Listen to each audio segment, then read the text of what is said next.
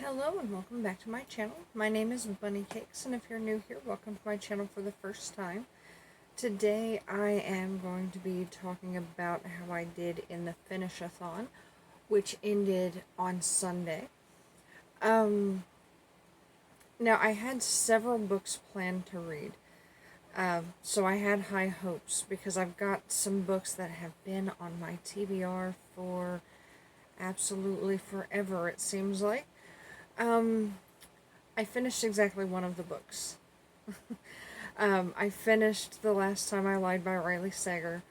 I'm going to review that here in a few days on my channel at some point, as I do with pretty much everything I read.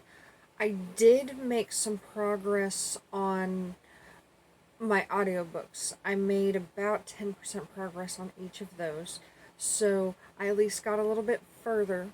I just kind of fell into a reading slump, but also I was putting in a little overtime with my job the week of the readathon, so it was surprise overtime that was available.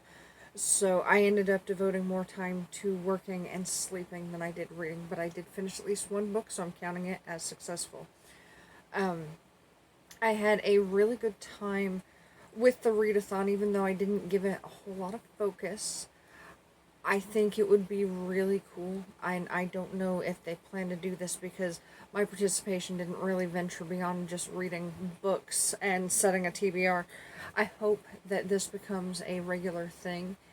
If it's not, I'm going to make it a regular thing for myself, just to routinely every couple of months go through and try to clear out my my unfinished book pile.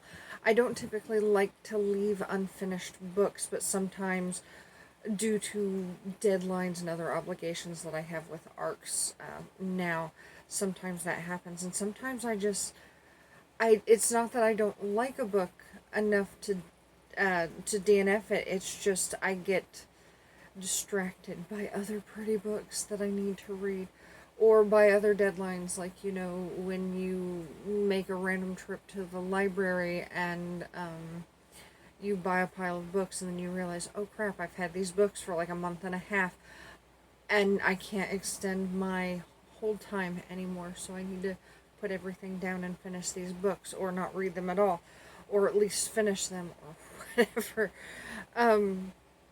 But yeah, I really think the idea behind this is really good. I'm going to keep up with it regardless of whether or not there is another FinishAthon this year, or if it's just a once-a-year thing.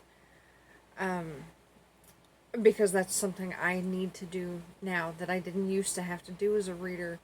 I have more deadlines now than I used to. Because I'm choosing to read and review things for other people.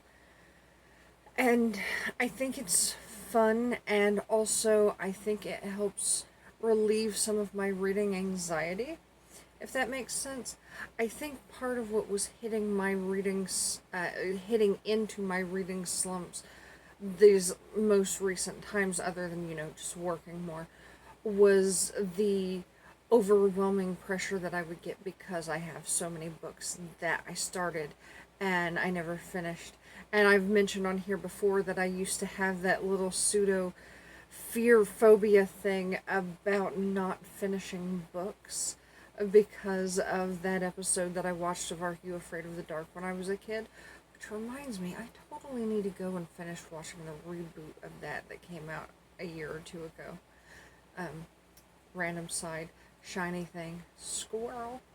But I really, really enjoy the idea of this. I really enjoyed the book that I did finish reading. I'm enjoying the audiobooks that I got closer to finishing.